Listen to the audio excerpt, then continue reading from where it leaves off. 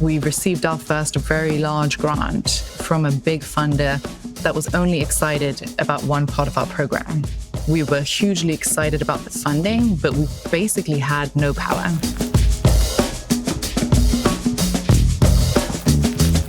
One question I have is, you've talked about how you were on the grantee side kind of before coming into this role that you're in now.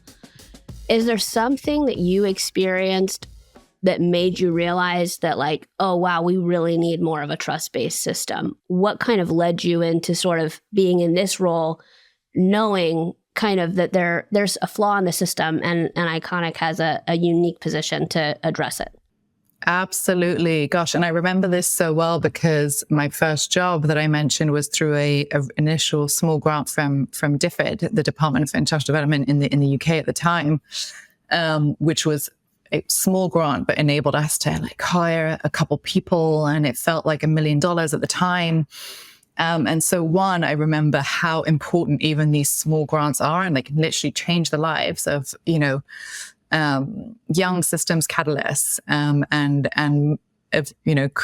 be the kickstart that an incredible campaigning organization needs to get off the ground. And I also remember, and this was from a different funder, and I won't mention the name because it's not relevant, but we received our first very large grant from a big funder that was only excited about one part of our program. Let's say we had 5 different components of our program. This funder in particular really just cared about one of them in a couple of regions. And so we had this debate as a team around, gosh, this is such a huge amount of funding. But what it would mean is suddenly we'd have a very lopsided team where, just 1/5 of our program is funded at a really large scale and the rest is not. And ultimately, we did decide to take the grant. And it was really challenging because what it felt like at the time was an aggressive takeover of our business. It was a funder saying, I kind of want you to do this and I'm going to fund it. And we like you as a team. But suddenly, 80% of the team is working on just one area. So it did not feel great. And I think about that moment a lot where we were hugely excited about the funding, but we basically had no power. The only power we had was to say, no, thank you, and stay really small. The other option was to say, let's let the funder decide our strategy, our growth plan for the next 5 years. So it was a really, really interesting experience on the nonprofit side. And I never want to do that to an organization because if you're not working on that team, who are you to decide where they should focus, right? So I'm thrilled that all of the funding we do with Iconic Impact is unrestricted funding. And we trust the leaders who are closest to the work to decide how to spend the funds and when. We don't, with our collabs that tend to be over 3 or 5 years, it's at the discretion of the organizations if they want to actually spend that over a 10-year time period. They don't even have to spend it within 3 years. And I think that's important too. Often there's a lot of pressure to spend these huge sums of funding quickly.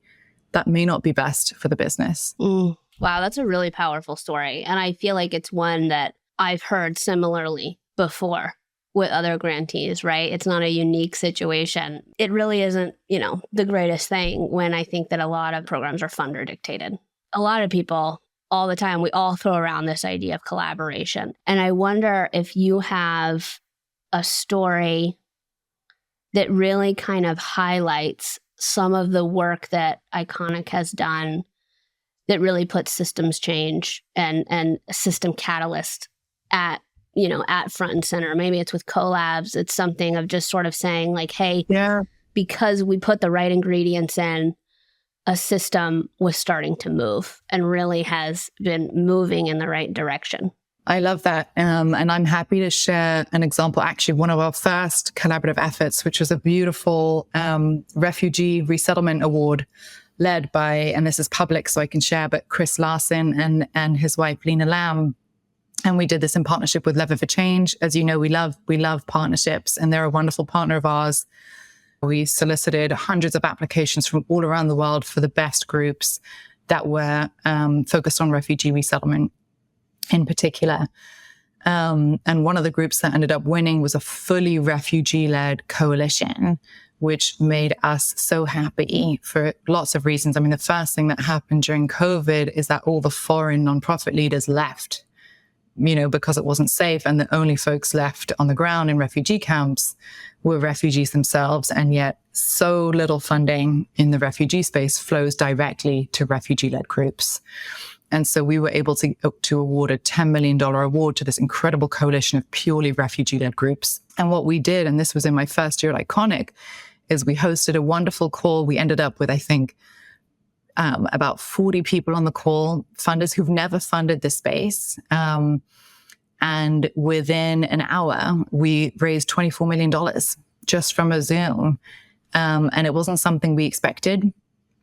But it was a testament to the process and then how compelling these groups were and the power of simply having, incredible peers spending that time together on a call to listen and be inspired. And again, most of the money was from folks who've never funded in the refugee space before. And so that was really inspiring and actually was a catalyst for us to create the collab model to say, hey, you can have people who are willing to co-fund together to move faster.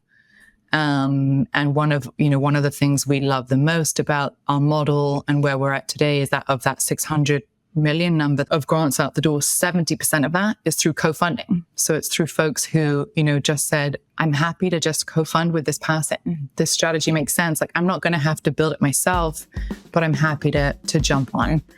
And that's really powerful. And I don't think happens enough in philanthropy.